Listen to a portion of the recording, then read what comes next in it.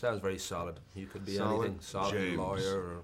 Josh is kind of an elusive name. Yeah, it's hard to. You kind I of mean, think it is biblical, but I don't really feel.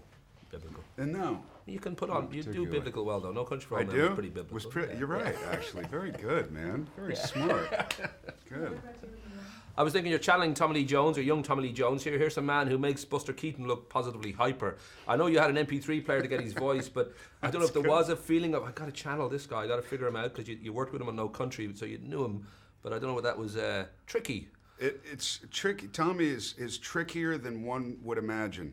You know, I mean, I worked with him on 2 films. I did in No Country for Old Men and The Valley of Elah. Yeah. So this is the 3rd film. Never had to do a scene with him, which I think is good. So I got to keep it objective. You know, I know everybody talks about Tommy and the intimidation factor and, you know, Buster Keaton, you know, all that stuff. But I really enjoy him. He's a dry humor and, you know, an acquired taste, I know. But I really love him. Reminds me of a lot of guys that I grew up with. I was thinking the LA Times on Monday, they said it's one of the most troubled productions in recent Hollywood memory, and the fact that there was a 2-month hiatus that was already planned. But I know Will expressed concerns deeply about the 1969 Quantum Leap, and that turns out to be the funniest and sort of finest moments in the movie, and that's all because of you, right? I think it's mainly, all because of me? I think it's mainly because of you. You're setting me up, man. I feel it. I feel but it. I do think to the be movie pretentious goes into a and different gear, but I do think it does. Why seem was to he be worried? Just fun. because of the Well, I know that the civil script rights? wasn't ready, and I think he just wasn't sure if it was working. You know the way these scripts are, and there was a lot of writers, I think, on set for that 2nd and 3rd act. So You've he was done your research, man. You've done your research, but My it's job. really no different, other than the scope of the film and the cost of the film. It's no different than a lot of other films I've worked on. Right. You know, they usually restructure and do all this other stuff, but. You know, I think, how could you not? If you went back to the 50s, you have this gray facade of the 50s, so that's not very interesting. You know, this idea that the man drinks beer and comes home from work and the woman's cooking and doing the laundry and all that. Good old the days. White picket, the good old days. You like those days, huh? And then 1960s, you know, it just, everything was kind of exploded. Or the whole idea of identity was, you know, have feminism, you have gay movement, you have civil rights, you have sexual revolution.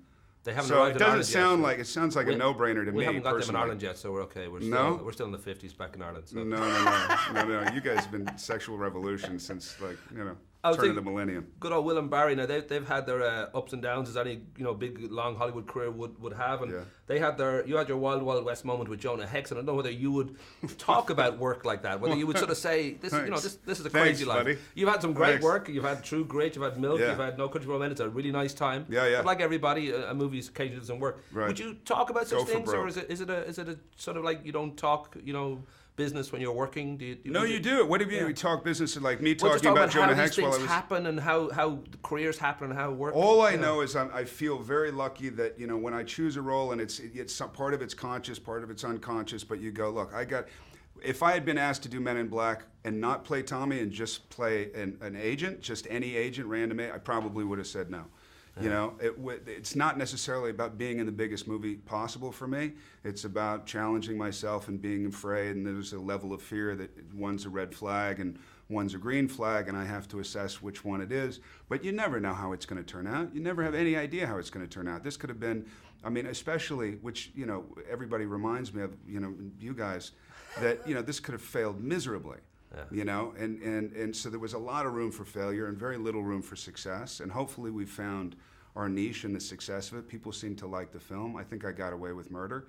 And, on to the next one. Oh, happy days. It all works. Yeah. Jonah Hex, I think, was the same kind of thing, man. It could have big room for failure and little room for success, and we were saturated in failure. It was great. I got my time wrapped up, unfortunately. All right, man. Talk to you, man. Yeah. You too.